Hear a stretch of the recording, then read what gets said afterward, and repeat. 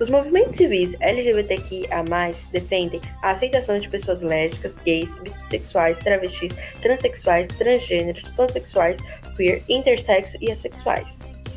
O sinal de mais é utilizado para apresentar pessoas que não se sentem representadas por nenhuma das letras.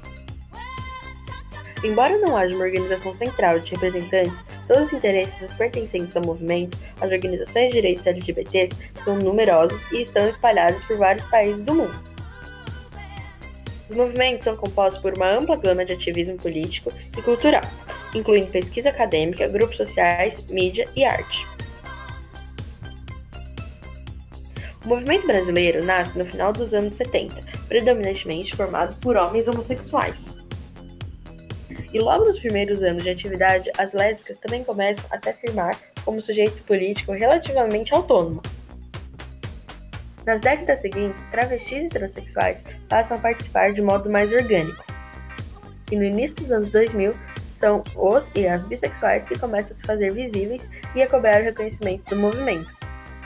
Com o endurecimento da ditadura militar, entre as décadas de 60 e 70, diversos movimentos começaram a surgir, ganhando força e visibilidade. O movimento estudantil e feminista ganham evidência e surgem as primeiras organizações do movimento negro contemporâneo, o Movimento Negro Unificado, e do movimento homossexual, o SOMOS, Grupo de Afirmação Homossexual de São Paulo. A onda do movimento homossexual continha a proposta de transformação para o conjunto da sociedade, promoveu a reflexão em torno da sujeição dos indivíduos e convenções de uma sociedade sexista, gerando espaço onde a diversidade sexual podia ser afirmada. O movimento desse período é marcado por uma forte caráter anti-autoritário, em reação ao contexto da ditadura. O primeiro ato político em relação aos direitos dos homossexuais no Brasil foi registrado no ano de 1967, quando o advogado gaúcho João Antônio Mascarenhas convidou o editor da publicação Gay Sunshine de São Francisco, Estados Unidos, para realizar conferências no país. Mascarenhas ainda criou durante a ditadura militar a primeira publicação de abrangência nacional, o Lampião da Esquina, que militava contra o preconceito e pelos direitos civis LGBTs, e durou de 1978 a 1981.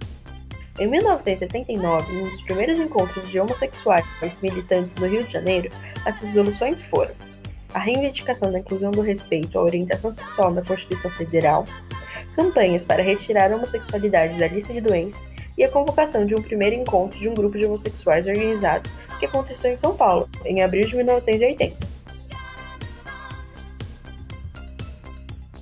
Nesse contexto que emerge o que é conhecido como segunda onda do movimento homossexual no Brasil, corresponde a um período de aumento da visibilidade pública da homossexualidade, com o início da criação de um mercado de bens e serviços voltados ao público homossexual. Este período é marcado por um ativismo mais pragmático, com o objetivo de garantir direitos civis e ações contra a discriminação e violência. Em 1985, com o Conselho Federal de Medicina deixa de considerar a homossexualidade um distúrbio mental, e a homossexualidade é retirada da lista de doenças, então, do Instituto Nacional de Assistência Médica da Previdência Social. Já em 1988, com a elaboração da nova Constituição do país, buscou-se a vedação à discriminação por orientação sexual. Apesar da derrota na votação do tema, diversas legislações municipais e estaduais acabaram incorporando essa perspectiva. Além disso, foram feitas inúmeras campanhas realizadas junto a veículos de comunicação para que deixassem de representar as pessoas LGBTs de forma sempre caricatural e debochada. A terceira onda do movimento cresceu intimamente ligada com um surto epidêmico de AIDS no país, no início dos anos 90, tornando o Brasil um dos países pioneiros na resposta comunitária e governamental. Nessa época, também há um aumento do número de grupos e a expansão de movimentos por todos os estados do país, além da diversificação de tipos de organizações. Uma das principais pautas do novo movimento foi a diferenciação dos sujeitos políticos internos ao movimento, lésbicas, gays, bissexuais, travestis, transexuais, com foco em demandas específicas de cada um desses coletivos. Em 1995, ocorre a fundação da Associação Brasileira de Gays, Lésbicas, Bissexuais, Travestis e Transsexuais, a primeira e maior rede de organizações LGBTs brasileiras, que reúne cerca de 200 organizações espalhadas por todo o país, sendo considerada a maior rede do tipo em toda a América Latina.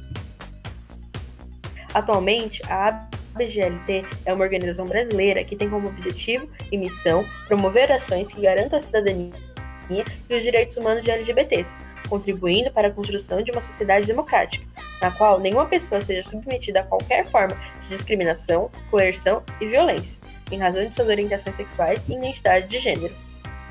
Em 1997, acontece a primeira Parada do Orgulho LGBT de São Paulo, com o tema Somos Muitos e Estamos em Todas as Profissões, e em diversos outros estados por todo o país também. O movimento, então, começa a ganhar muita visibilidade e nome. Diversas paradas acontecem anualmente ainda hoje, sendo a Parada do Orgulho LGBT de São Paulo considerada a maior parada do mundo, chegando a reunir 3 milhões de pessoas, segundo a Prefeitura de São Paulo. Em 2004, o governo federal, com participação ativa da ABGLT, construiu o Programa Brasil Sem Homofobia, que possibilitou uma atuação mais concreta no âmbito do Congresso Nacional em busca de políticas públicas favoráveis, e em 2008 ocorreu a primeira Conferência Nacional LGBT. No âmbito educacional, em 2007, foi desenvolvida uma parceria entre a ABGLT e o Ministério da Educação para a aplicação do projeto Escola Sem Homofobia, e uma das ações efetivas foi a inclusão da orientação sexual e a identidade de gênero no centro escolar. A ABGLT conquistou um assento no Fórum Nacional da Educação. Em 2009, a ABGLT ganhou o status consulativo no Conselho Econômico e Social das Nações Unidas, o que garante a participação efetiva das organizações LGBTs para ampliar a atenção dada pela ONU a violações de direitos humanos e discriminação. Essa associação atualmente tem representações em várias instâncias nacionais, como o Conselho Nacional de Saúde e Segurança Pública, Direitos Humanos, entre outros. Em 2011, o Supremo Tribunal Federal reconheceu o direito à equiparação da união homoafetiva à união estável entre casais do mesmo sexo. Em 2015, acontece o 5º congresso realizado pela ABGLT, o qual foi um marco pela sua realização aberta e democrática, e foi o maior congresso da história do movimento LGBT brasileiro.